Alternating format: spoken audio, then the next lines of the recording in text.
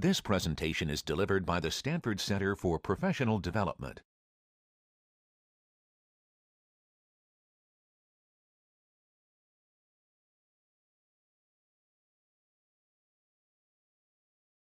Research review grants as well as performances. And without further ado, Richard, I'll turn it over to you.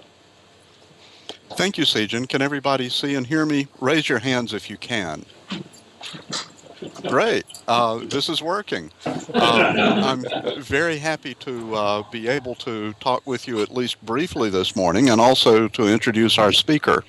First of all, I want to say that if you haven't met her, standing in for me as the moderator today is Sejan Yin Stevenson, who is our Assistant Director for the U.S. Asia Technology Management Center at Stanford. And Sejan is also very active in organizing events and helping out with professional associations around the Bay Area. So I'm delighted that she can be the moderator today. I also want to say a special thanks to Alan Miner, who is with us today. The Alan Miner Foundation is providing us with some additional support, financial support for this seminar series, and I hope that you'll stay around afterward and enjoy the refreshments that this allows us to provide. Also, it'd be a great chance to meet our speaker and to meet with Alan. Just to mention briefly what a small world it is, when I communicated with Alan before the session today, he pointed out that one of his portfolio companies, Blue Spark, is actually taking part in the project that Professor Zhang will be discussing today. So our speaker today is Professor Lin Zhang, who's usually with Tsinghua University, but this year he's a visiting associate professor at Stanford University in electrical engineering. His research focuses on wireless sensor networks and distributed data processing and also information theory. Professor Zhang is co-author of more than 40 peer-reviewed technical papers, and he's also on 5 U.S. or Japanese or Chinese patents. Professor Zhang and his team also were the winners of the IEEE ACM Census 2010 Best Demo Award. He's done various things like developing a structural security surveillance project at the Bird's Nest Stadium in Beijing before the Olympics that played a critical role in the construction of the facilities. I think that the best thing for me to do is to turn over the microphone to Professor Zhang and let him talk about this wide area sensor network that is being tested out in Beijing using taxi cabs. Sounds like a fascinating idea. I'll listen for a little bit, but then I'm going to have to run to a different Skype call pretty quick. Professor Zhang, thank you so much for being with us today. Oh, thank you. Thank you for the introduction. This, ladies and gentlemen, I think is a perfect example that internet technology is bridging the gap between the two sides of Pacific Ocean, literally. So I think today is a great event that we have this chance to communicate about the latest technological development in China. So before I start, I would like to have a little knowledge about my audience. By showing of hand, how many of you have ever visited Beijing? Wow, that's great, thank you. Seems that we have a group of Beijing fans or Chinese fans that we have a common frame of reference to discuss. Today I'm going to introduce a experimental system that we deploy in Beijing city using a bunch of taxi cab to convey the mobile sensors that to capture the dynamic of the city, the pollution, the temperature, humidity, the population, the migration pattern of the population, so on and so forth. So before I get into the technical details, I would like to give you a preview of the comparison between Chinese cities and the US cities. Oh, I'm punching the wrong keyboard. That's fun. So this is the data I get from the Wikipedia. describing, according to a statistic in 2010 and 2011 respectively, the area and population of the city of Los Angeles and the city of Beijing. So you can see the city of Los Angeles is this area about 1,300 square kilometers and the population about 4 million. And those of Beijing are about 170 square kilometers and 20 million. So that is too bad. That is not too bad, right? The population density amongst the two cities are comparable, right? Except that Beijing is a slight larger. But if we look at the central area of Beijing, the situation are completely different. The central area of Beijing is only about 1,400 square kilometers, but has about some 12 million population in it. That is to say, the density of population in the central area of Beijing is about 4 times of that of the city of Los Angeles. For those who have living experience in Los Angeles, imagine how crazy it is to drive in such a big city. And imagine twice as crazier than in Beijing. It's just something we have to be very careful for the future plan of the city. So let me show you a picture. This is a picture taken by a Weibo user. Some of you may know that Weibo is a Chinese version of Twitter and posted in last December. This is a picture of the southern area of Beijing city in the early winter morning in December 2011. So the picture shows the city was covered by, I don't know, smog or fog. Somebody claimed that it's the beautiful early winter scenery, and somebody claimed it's heavy pollution. Is it scenery or misery? We don't know. Ironically, we have two entirely different interpretations of this scenario. We have a reading from the official Ministry of Environmental Protection Bureau saying that the pollution of that morning was moderate.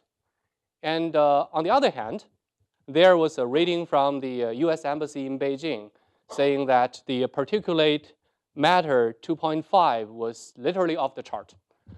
So what was the real situation in Beijing? We just don't know. But if you look at the distribution, I mean the geo-distribution of the observatory of the air condition, we'll only see a very sparse few dots in the large area of Beijing. That is to say, we have a very poor and sparse understanding of the air pollution and its dynamic in the city of Beijing. I think this situation is the same in most other cities in China where the population are highly concentrated in the urban area and very few population in the suburban area. Well, the situation is that we don't actually understand the city, the dynamic of the air pollutions. Where are they come from? How do they diffuse along the time and over the space? And there are some sudden changes. This is a picture taken in the summer, in August in Beijing, and the poor car was put over there and was overwhelmed by the sudden rain in a few minutes. And we also see the very bad traffic in the big cities. And if you are a driver, I'm sure you don't want to see such a badge while you're trying to take a right turn. Well, this is because the very fast dynamic of the city. Everything is changing, but the management is not as fast. And from a control aspect view, if the channel is with latencies, that the control is very hard to achieve stability. Yes? Yes.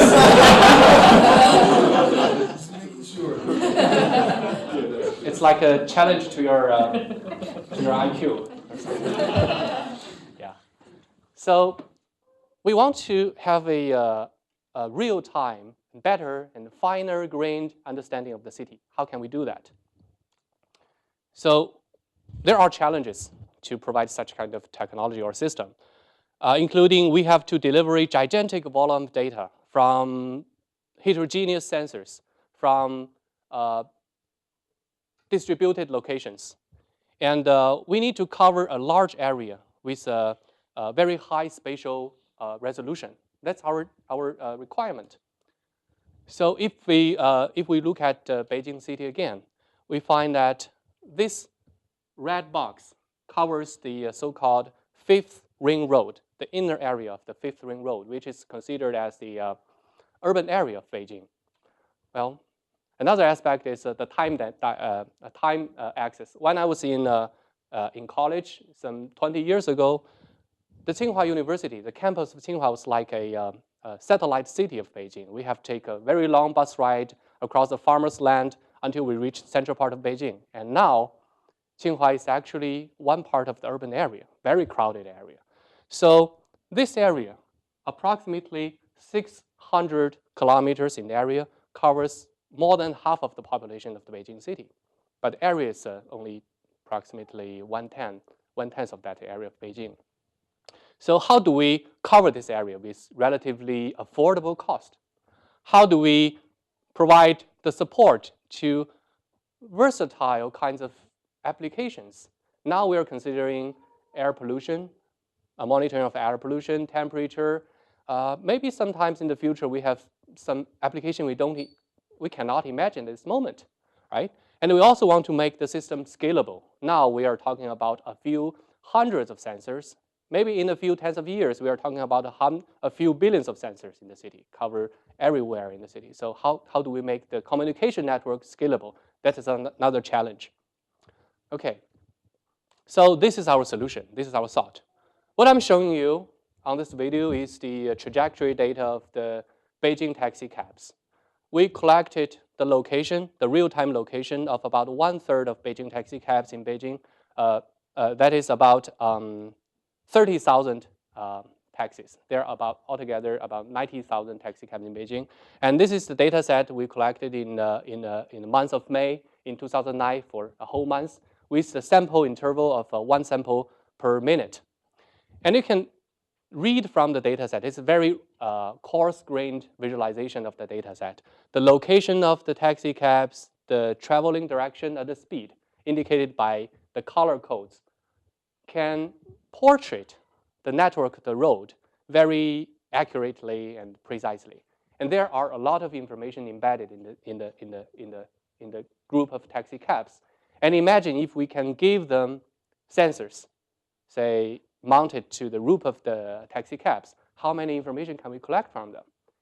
And another problem is how can we deliver the information bits from the taxi cabs? Well, an easier way is to give the cell phone, right, to every sensors. It's not too bad, right? Only a few tens of thousands. That's okay. But we are not talking about this scale. We are talking about a few hundreds of millions or even billions of sensors will be deployed in the city in the future. How can we do that?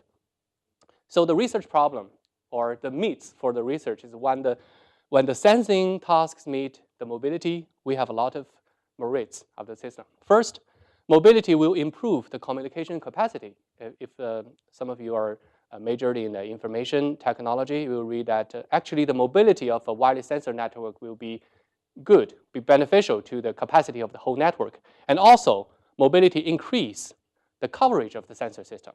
With only one taxi cab, we can literally cover a large portion of the city as long as the taxi driver is very hardworking, right?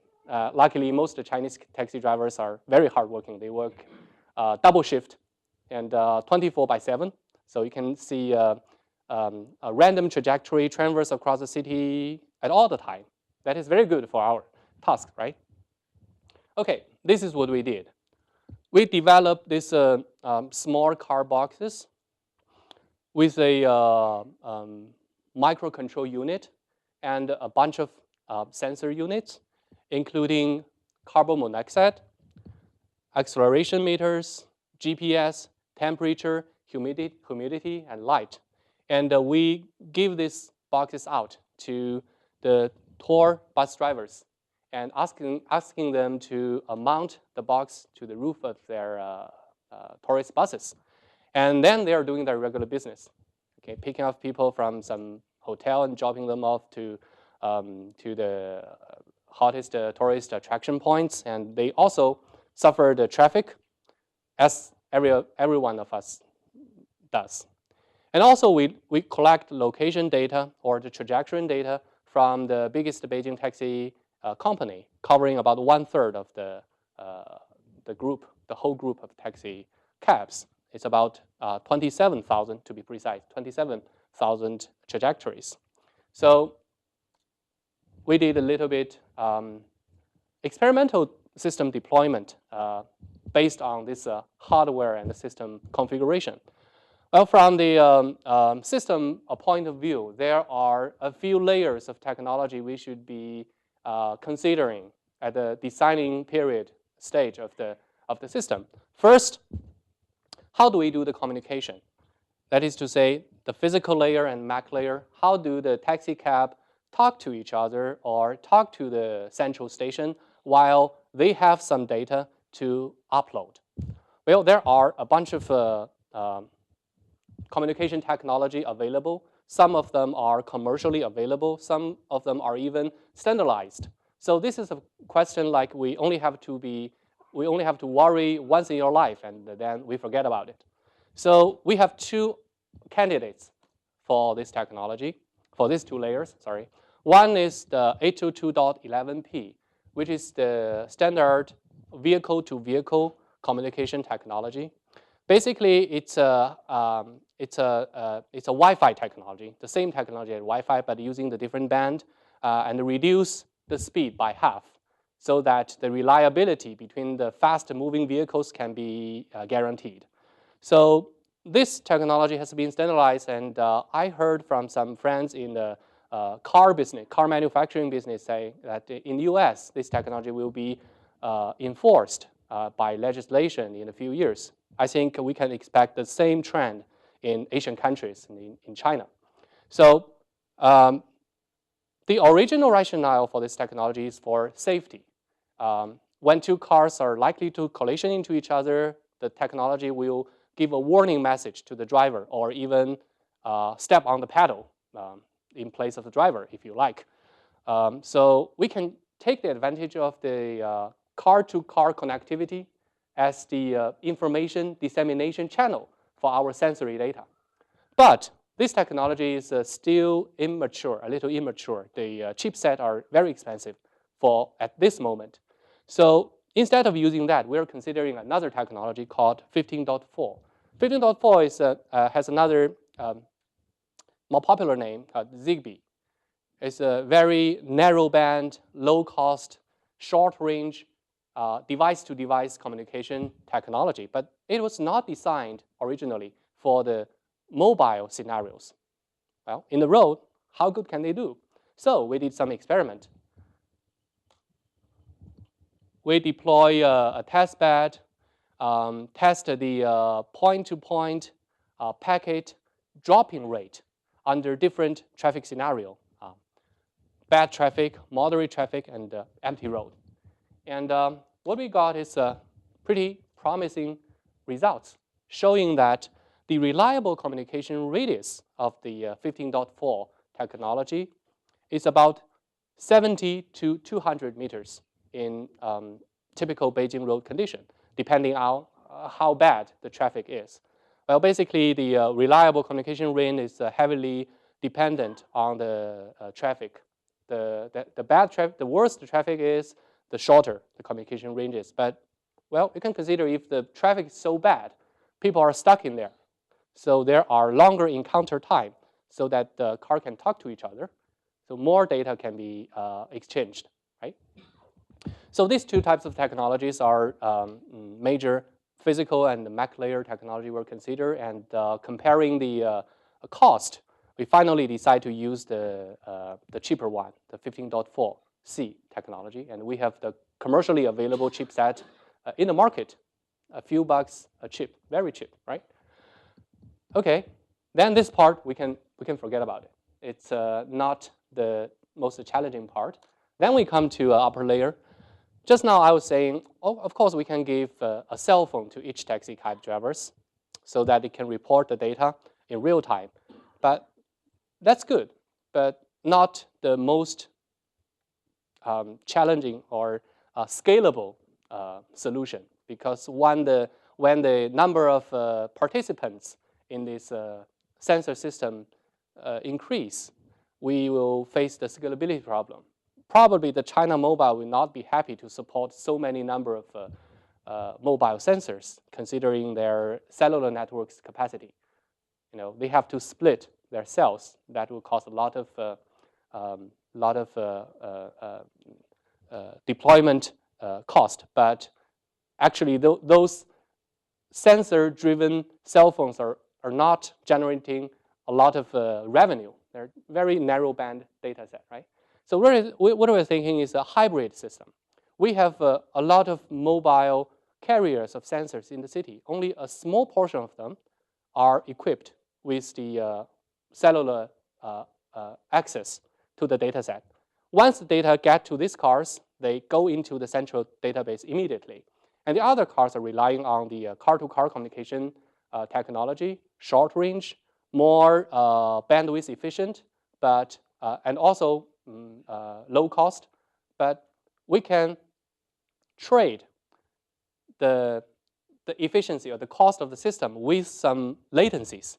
You can imagine in such a way, actually the data must wait till somebody with a cellular module reach the communication radius of the car-to-car communication link, so that the data can be uploaded to the data center. That's something we have to sacrifice. It's a trade-off, basically. So the problem is we have a very good pros and some cons about the system. The good thing is that vehicles are supported by constant power supply, so we don't have to worry about the energy. And the storage on board is virtually infinite, as the flash memory is getting cheaper and cheaper. And the mobility pattern of the taxi drivers and the buses are predictable, either statistically or deterministically. It's predictable. And also, we have some challenges. Well, the topology of the network are changing, are not entirely predictable. Well, we have a very limited intercontact duration, and the local capacity of the channel, either it's 11P or 15.C, are very limited. So how can we use the short encounter duration very wisely, so that the sensory data can be very efficiently uploaded to the data center or base station? So this is a formulation of problem. One thing we should mention is that the delivery of the sensory data after it's generated by some sensor must be deadline constrained. I mean, if the data is stuck in the network for, say, more than 4 days or a week, then it's considered useless. We want some real-timeness, not exactly real-time, some sort of real-timeness. That is, some level of latency can be tolerated, but not infinite latency. So the problem becomes, how can we use the intercontact opportunities very wisely to replicate the data set, the data packet in the network, so that a data packet can be delivered to the data center within the deadline with very high probability, or with the highest probability. Yes? So your deadline was 4 days? No. I was just trying to give an example. 4 days is too bad. Actually, we set it to 4 hours in our experiment. And I'll show you in a few slides that the 4-hour deadline is not a very bad one. It's not a very hard objective to reach. I'll show you in a few. I will not go into too much detail or technicalities. Basically, let's think about the picture, okay? A few tens of mobile taxi cabs are driving traverse the city. Let's say it's a random walk. And they ran into each other frequently. And when they pass a sensor, a roadside sensor, they download the sensory data to their onboard computer. And when 2 taxi cabs run into each other, they exchange, according to some protocol, their data that they processed. Well, how do we manage the exchanging behavior of the data so as to maximize the successful delivery of a sensory packet to the data center within the deadline. That's a problem. So it's not very obvious. There is not very obvious solution to this, because if you think about it more carefully, you will find out the current decision, it's not exclusive for the optimality of the system. Actually, the current position relying on your future decisions. Only 1 second before the end of word, you can write out a very clean form about how I can do the optimization. I do this, then I will maximize my delivery probability. But 2 seconds before the end of word, I don't know. I have to rely on my next second behavior to decide what I'm going to do right now. So I have to go into go to the end of the word and go back. So the optimization problem is not a trivial one, and it's very, very computational unfriendly. So what we decide to do is just a heuristic. We reduce the computational complexity in the price of the loss of some sort of optimality. But the result was good. I will skip this technical part and show you the result. Okay. This is the delivery ratio of the sensory data from different parts of Beijing to only one base station located in the Tiananmen Square, okay, the center of Beijing. I suppose there is only one base tower in the center of Beijing, and we have about 4,000 taxi cabs involved in the game. And there is one sensor in each cell. The cell is in the size of 1 kilometer by 1 kilometer. And what is the delivery ratio of each cell within 4 hours? The answer is, if we use 4,000 taxi cabs, the probability that no matter where it is, a sensor data can be delivered back to the base station within 4 hours is over 80%. So what we need to do is deploy some 4,000 very cheap car boxes to the taxi cab drivers, to the taxi cabs, and deploy as many as you like sensors in the city. Within the Fifth Ring Road, it's a 600 square kilometers. And we set the deadline to 4 hours. 4 hours is not too loose constraint. It's okay. But consider how little you have to put into the system. Only 400 taxi cabs, give them each a cell phone or a car box. And then you can collect virtually over 80% of sensory data within 4 hours. So this can provide the support. Remember, I don't put any specific constraint on the type of data. It can be any type of data in here. Okay, then what do we do? What do we do to take the advantage of the data? Remember, data is not knowledge. It's just a gigantic volume of bits. What do we do? Okay, I'll show you some example. The first one, the first one is what we did for the manager of the city. We want to know what are the hot spots of the city. Well, basically, by hot spots, I mean where are the most popular picking up locations and dropping off location of taxi cab or drivers, of passengers. Then we did so-called clustering algorithm over all the picking up, dropping off location in Beijing. We have entirely no semantic level information over the location. We do not know where it is. Suppose you are from the moon. You don't have any information. You just do some universal clustering algorithm, and you get this colored cluster. And then we ask, where are they? Interestingly, they are some semantic level informations. For example, this is a very big residential complex in southern area of Beijing, and this hotspot emerged only in the after the rush hours. People are getting home from their work, and of course, those two clusters are terminals of the Beijing International Airport, and this is Beida and Tsinghua, and of course, Central Business Unit and some bar areas in here. I'm sorry, it's embassy, U.S. Embassy. This is a bar area. See, they're quite close to each other. Okay, So we have the cluster of the dropping off of picking up locations, and what's next? Still, we want to know how are people moving in the city along within the different time of the day. So instead of clustering the points, we try to cluster the point pairs, the picking up and dropping off location pairs. And those are indications about the moving pattern of the taxi passengers. Okay, this is the clustering result in 5 a.m. This is during the lunchtime, very hot, and this is in the late evening, almost midnight. Interestingly, we found some heuristics, some hints on how to make the public transportation system more efficient, more reliable.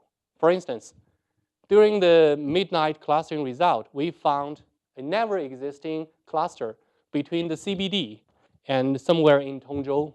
It's not colored here, but there is a very heavy cluster between these 2 points. And during those hours, the subway system is not operating. That's why people are taking taxi cabs. Very, very dense OD pair, origin-destination pair, appears during those hours. Probably this is a good indication that the mayor of Beijing should consider enhance the operation or prolong the operation hour of the subway to compensate those traffic. Okay, and some ongoing work are including give taxi cab drivers some indications on how you should use your gasoline wisely to pick up the next passenger who will give you the longest taxi ride very shortly. Where should you go or what should you do? Some statistic indication or advice to taxi drivers. So basically, this information can be a data set that we use to train the market in a more efficient way. Okay, this is something we generate for the management for the manager of the city. And how about small business? Interestingly, we find some other interesting application based on just the trajectory information of taxi cabs. Well, for those who took taxi ride in Beijing, on some taxis there are small screens for the backseat for the backseat passenger, and you can watch advertisement or even trailers of movies on that screen. Somebody are claiming this is very annoying, but most like it.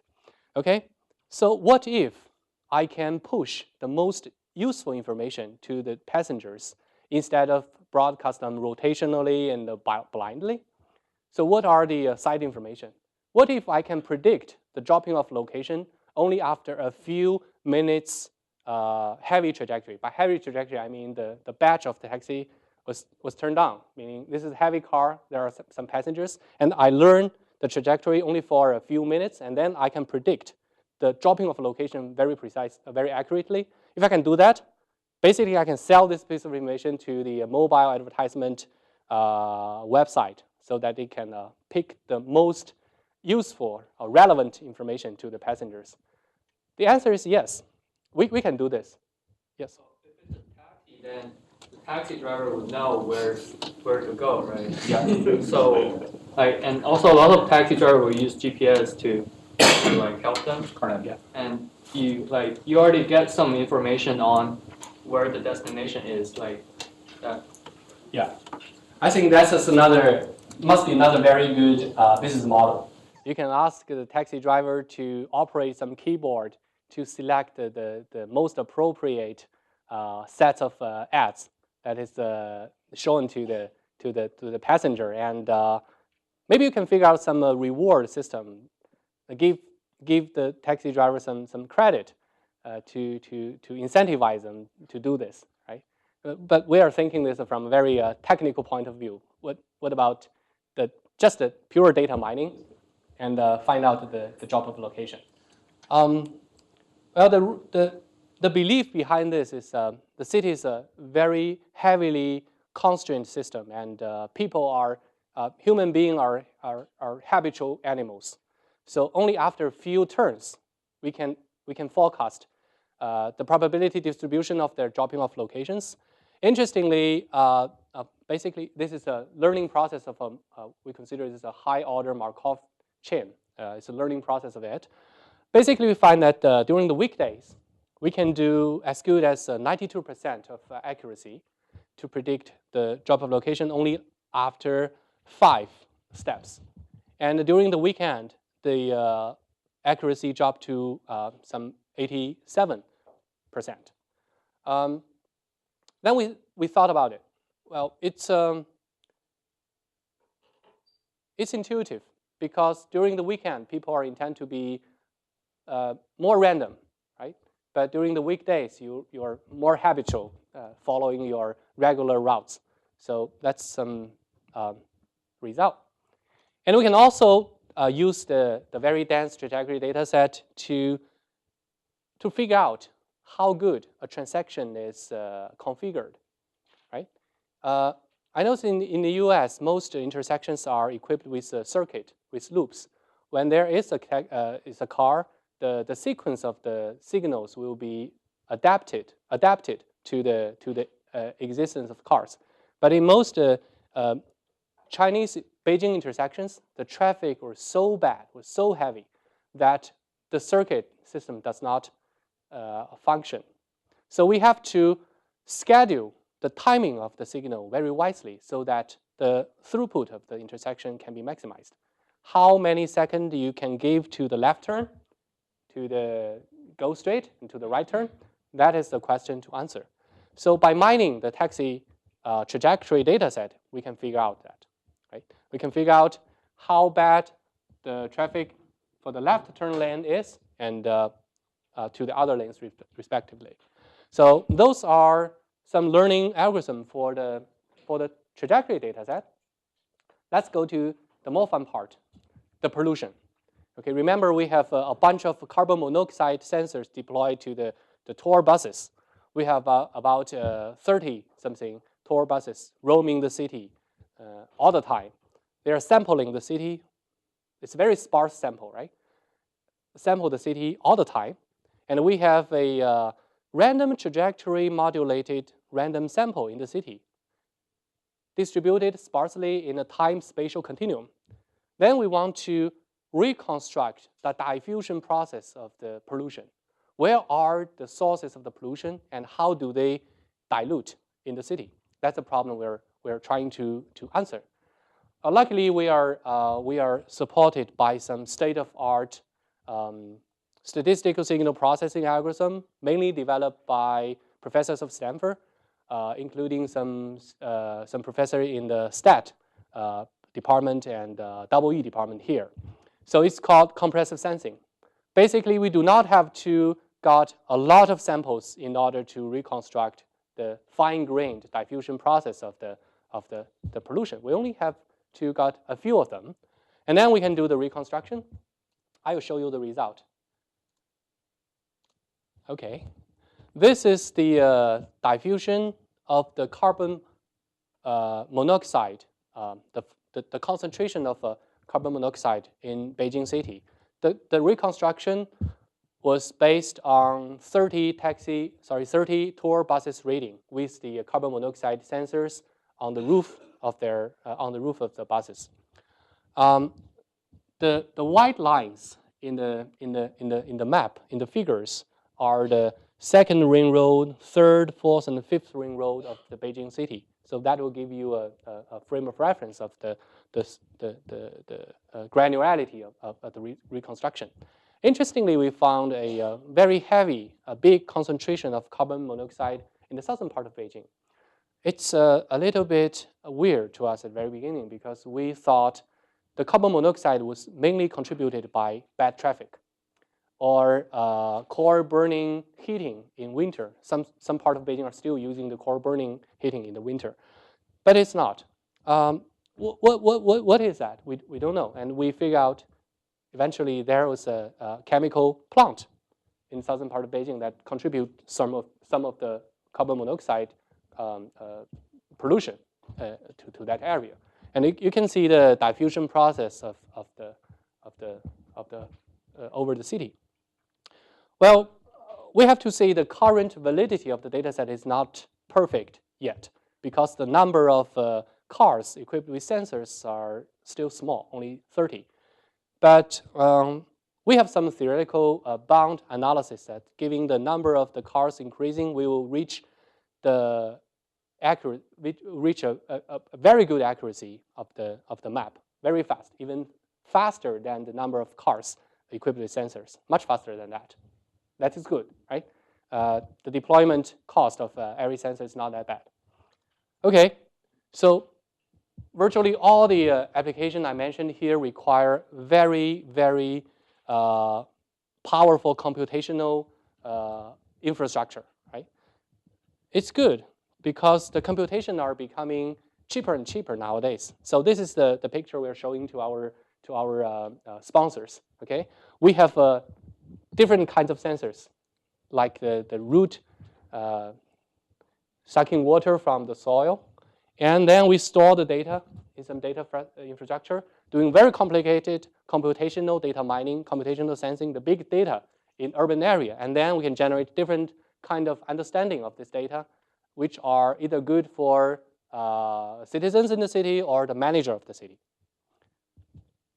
And on the other aspect, we're looking at the computational power of the human being. Okay, this is a figure I think is very intuitive. This is the year. The x-axis is the time of the year, and the y is the computational power.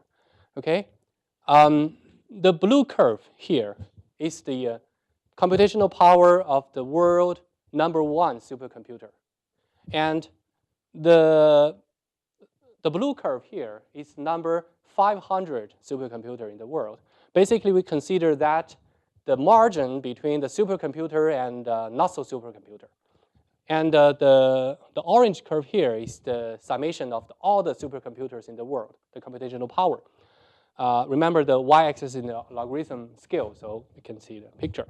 And this is my iPad capability. And in 1995, my iPad is a supercomputer. And this is my laptop. And in 1998, my laptop can be considered as a supercomputer in that year. And you can see that in only 6 to 8 years, the #1 supercomputer in the world will be hardly considered as a supercomputer. And only in 12 years, the summation of all the supercomputers' computational power will hardly be considered as a supercomputer. Imagine how fast that the development is. And also, people are thinking, well, supercomputing is very time-consuming. It's very expensive.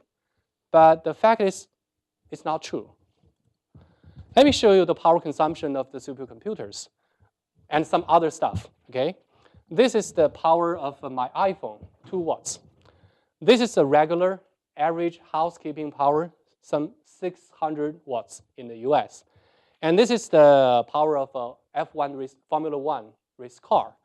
And this is the power of a K computer. K computer is the #1, the fastest computer in the world. It's in Japan.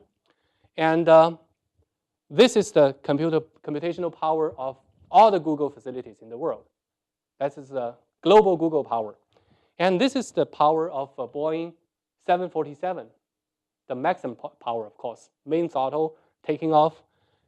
It's approximately 10 times of the K computer, the #1 supercomputer in the world.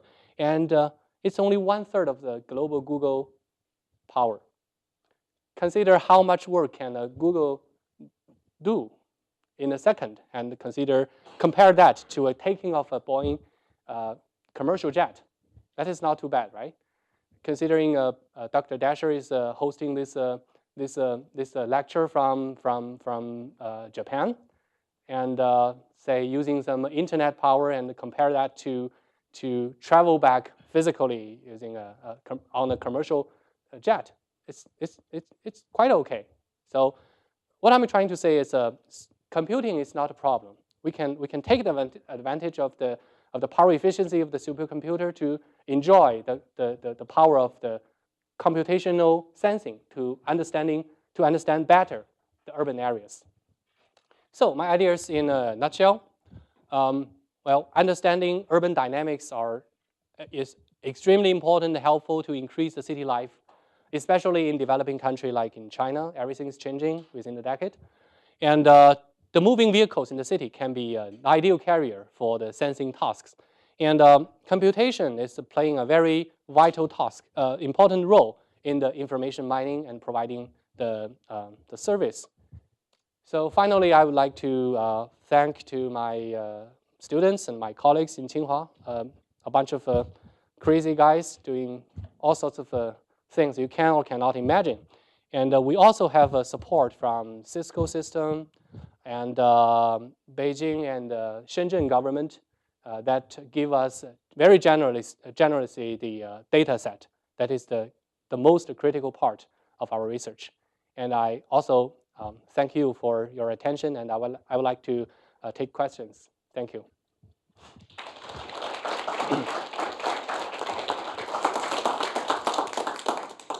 Thank you, Professor Zhang, for this wonderful presentation. It's so insightful to understand not only the crowdsourcing aspect, but the aggregation of this data and some of the commercial applications that are associated with this at this point in time. I'll open the floor to questions and whatnot. So if anyone has any questions, I'll go ahead and start those discussions. Jim, go ahead. Why do you choose vehicles instead of like light poles or something? Like what? Street light poles. Light bulbs? Street lights. Street lights. Street light bulbs. Because we need the mobility. Only one sensor can cover a lot of areas. For the pollution, it's highly spatial temporal correlated. You don't have to sample the same location all the time. You can sample and move, the same job, but cover a large area. Yeah, that's why. Yes. Two questions. One, how did you approach the infrastructure for all the back-end data gathering? Is this a cloud platform-based architecture for that part? Second question, you mentioned a few potential business ideas that might come out of it, and I'm curious about how the Tsinghua University connected with the Tsinghua Science Park, how the process works for commercializing university research in China, and what sort of ideas you or your team have for bringing some of this into a commercial venture. Yeah, thank you. Those are two micro questions. The first one is a technical one. How do we access the back-end infrastructure? Actually, we only deploy a small portion of the taxi cabs with the cellular modules. And those are considered as the connection, the binding to the infrastructure. And we have a supercomputer cloud behind the sink that is storing and process the data collected from distributed sensors. The second question is, Tsinghua is a public university. And at the very beginning, we got support from Cisco, China. Well, John Chambers was at my university to unveil the joint lab, and that is part of Cisco's commitment to China green industry transition, if they call it this way. And also, a lot of local government are quite into these ideas because they want to have some sort of quantitized support to their decision making instead of some empirical experience-based support. So we are generating like consulting report to the local government. That is a potential model we are considering. And in any way, Tsinghua main campus in Beijing is playing a role as fundamental researchers, and we have a different research institute in different cities that is in charge of, that are responsible for the spinning off companies and supporting local customers. So, given that you only sampled the taxi cabs one time a minute, how do you know when they picked up people and when they dropped people off? There is a lot. I don't know what's the story in the Bay Area. I took a few times the yellow cab. Yes, available or not available switch. And that switch, that one bit information is sampled by the car box. Gotcha. Oh, I see. All right. I take a question from the back. Who owns the traffic and pollution data that you collected in Beijing? And can third parties use that data in their research? You mean the source of the data? So you collect this data, right, for traffic and pollution patterns. So who owns that data, and can third parties use that data in their research? That's a data set that we shared as as an academic resource. You can basically download the data from our from my lab's website. Oh, one more slide. Yeah, here. You can download the trajectory data of the Beijing taxi cab and the sparse sample, the carbon monoxide concentration for a few weeks, I think. Yeah. Yeah. These. So you compared the using the cell phone and then using the sensor networks, and you said using sensor network is more scalable because you don't have to push a lot of data to the cell phone cellular networks. But if you're considering just using apps, because for your taxi cab experiment, all you're using is just GPS data, right? So which almost all the smartphone have a GPS chip. Yeah. If you push some app to their smartphone using software and then just have them upload to a central database all the time, wouldn't it be more scalable than pushing hardwares? Yeah, you're absolutely right. I think my answer to your question is bifold. One is at the very beginning of the system, we want the module to be more reliable than cost efficient. We just deploy a few hundreds of them. We want every set to be reliable. And if a smartphone app is ground to the taxi cab drivers, we cannot guarantee the reliability of the data we collected. That's one. And number two, it's a technical problem. Most smartphone has the accelerometer, microphone, camera, some even with a gyro, but they don't provide temperature like carbon monoxide, the environmental sensors. So we have to give them the either Bluetooth-enabled sensors or some wired sensors. That will add a lot of complexity to the deployment of the system. Then we decide, okay, a few tens of sensors, let's develop the hardware and give them. And it's install, and we don't care about it. The driver doesn't have to care about it. It's turned out to be an easier way.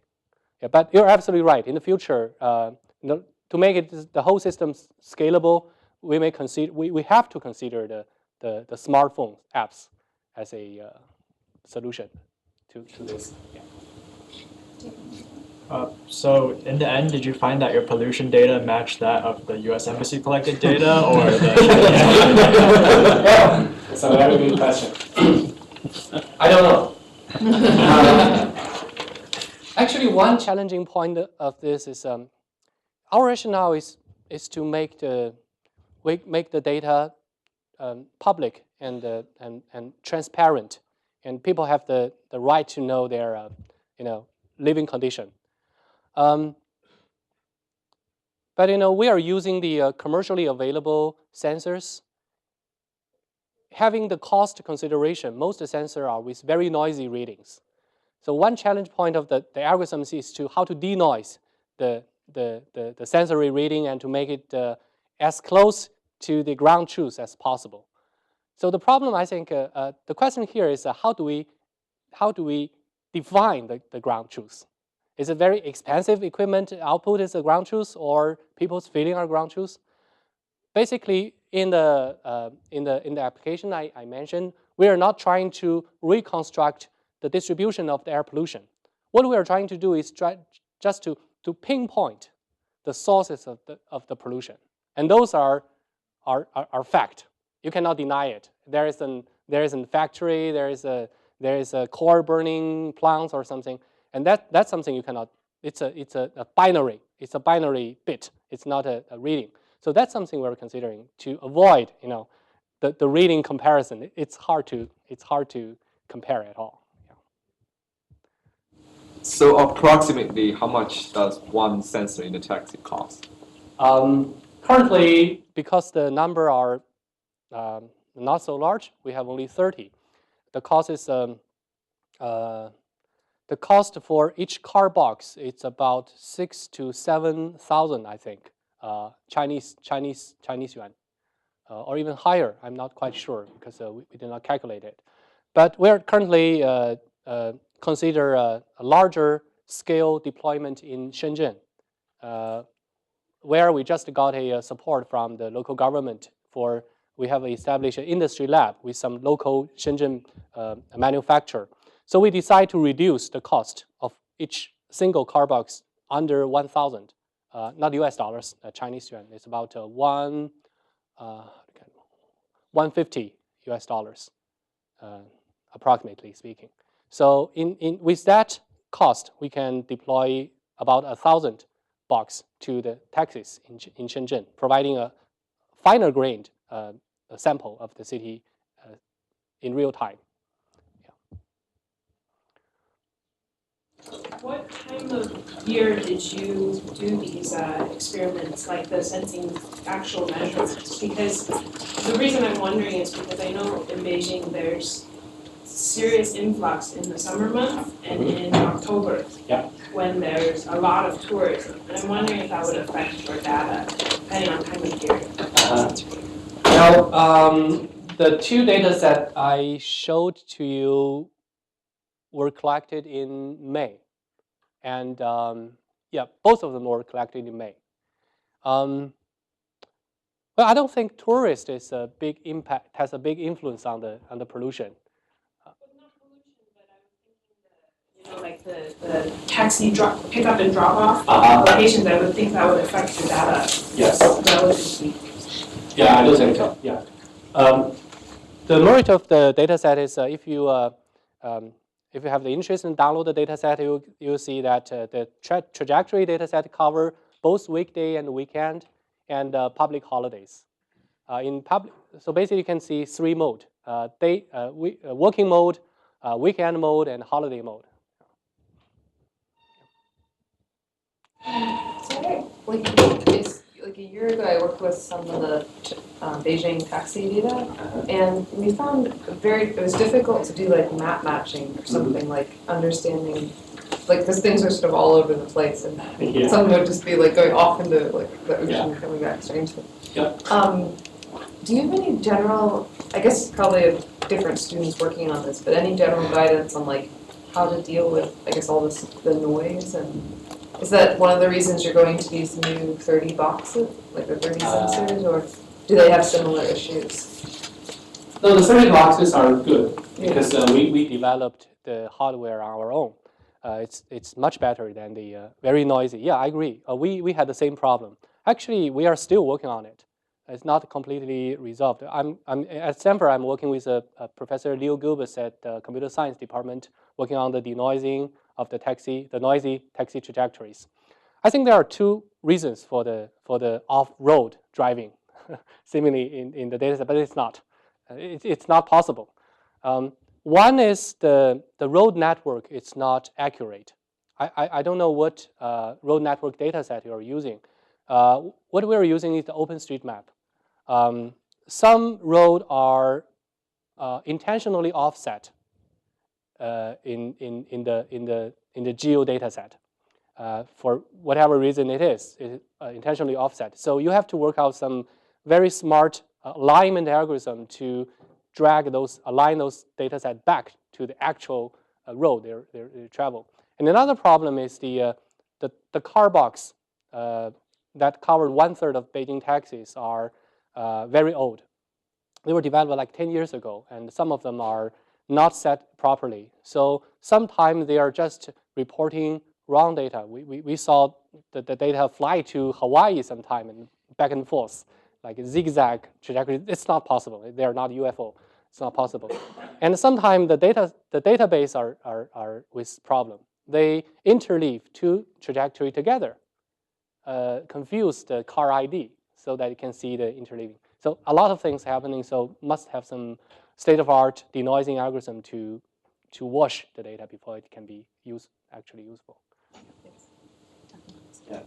How could you get acceptance from the taxi company to install the sensor to the taxi? Or is there any benefit or motivation of the taxi company? Well, I think it's a lot of options. The data set that we're using for Beijing research is actually coming from like a donation. We have a very good relation with the manager of the company, and we ask for the data set, and they donate the 1 month's data set to us. And since we are going to deploy a larger system in Shenzhen and be online constantly, I think there are two options. One is through the government order. Okay, they can ask or set an order to the company, partly owned by the local government, to be cooperative in the research. And the other is the pure business. Basically, what I'm thinking is we can develop a call a cab smartphone app for the taxi company, so that they can enjoy a better appearance to their passengers. They can just punch your phone, and then we can get the data. Like a Uber. Yes. Uber. Yes, exactly. Yeah. But we are still working on it. A question on public policy. I'm curious, would your goal down the line be to decrease the pollution in the areas that you find it? And what would be the amount of time that it would take to do something like that? In the example you gave in southern Beijing, there was a source that you traced to a chemical plant or a factory. Would you be capable of shutting that down or moving it or regulating it? The answer is no. To my best understanding, we are very cautious about about saying something as a fact. We just say the data indicating there might be some costs in that area, generating high concentration of carbon monoxide. Then that is indicated by our mobile sensing network. But of course, we do not have the authority to do so, and we just generate a report to the say the government or to people who are interested in this. But it's not conclusive. Yeah. Can you expand it later to other kinds of pollution? Because a lot of the pollution is not carbon dioxide, but it's very bad for the body. Yeah. The problem is the cost of the sensors. For instance, the particulate matter 2.5, the sensor is not that cheap to access. So we have to balance carefully between the number of samples and the cost of the system. That's the reason. Yeah. With the 30 boxes you're installing, I'm guessing that the how do I describe this? So at least here, when you get in a taxi cab, most likely that taxi cab is retired at the end of the night, and no one uses it until the next day. So I wasn't sure if that was a problem, like, because if you install it on 30 cars and they're only used by drivers for like this one particular like period of the day, then you're screwed for the rest. So. Well, luckily, as I said, most Beijing taxi drivers are really hardworking people. Actually, they have the company charge based on car, not the working hours.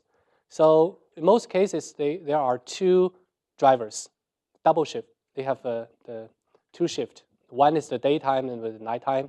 So you can basically see 24/7 mobility. Yeah, but two drivers, of course. Poor car. And you have the freedom in choosing the demand, the desired cars, right? You don't have to deploy all of them. You did say it was like 30,000 cars, not 30, right? 30 is the cars we deploy with sensors. And the sensor is less than 30,000. To be precise, it's somewhere between 27,000 and 28,000 are collected with reporting their locations to the data set. The data set contains that number of trajectories. Have you ever tried distribute sensors, not into one box, like 10 sensors and transmit each other? You mean by load side? What I'm thinking is you're trying to all sensors into one box and install that sensor into the mobility, right? Yeah. So my idea is distribute sensors each other the specific location and then transmitting and communicating each other. Oh. And doing it. Because I'm living in Tokyo and we have some radiation program. I see. So probably your sensors are right timing right now, but probably the more programs will happen, and then you need to install more sensors into your box. Yes. So that kind of situation will be happen, I think, in future. So my idea is that distributed sensor and communicate each other and with mobility. So have you ever tried that kind of? Yeah, I think that's absolutely a good idea. It's a very clever idea. As a matter of fact, if the roadside sensor, is the number of the roadside sensor or the density of roadside sensor increase, we will more and more likely to reach such a situation that sensors can talk to each other, can form some sort of ad hoc network until at least one of them reach the sink or the mobile carriers. It increases the probability of a successful delivery. Right? It's very, very practical.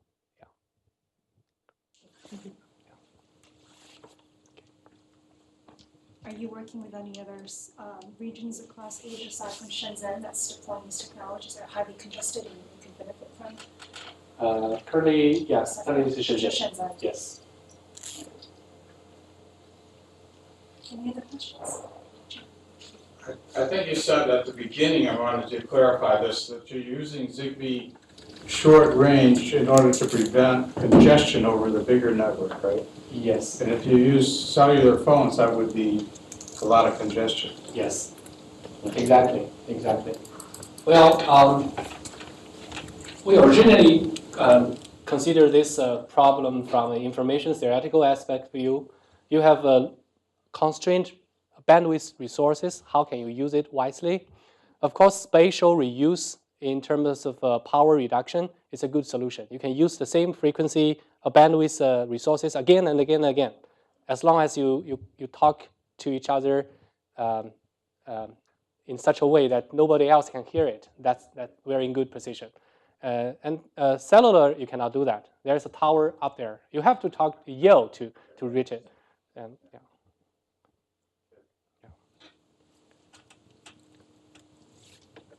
Is that it? All right. Well, thank you everyone for coming this afternoon. We hope you'll join us again for the consecutive Thursdays throughout the rest of this quarter. Next week we'll be inviting the president of Toray Industries to come in to talk about some of the carbon fiber nanotechnologies that they've been working on and application within the airline industry as well as the automobile industry. So we hope you'll join us then. Thank you again, Professor Zhang, for coming.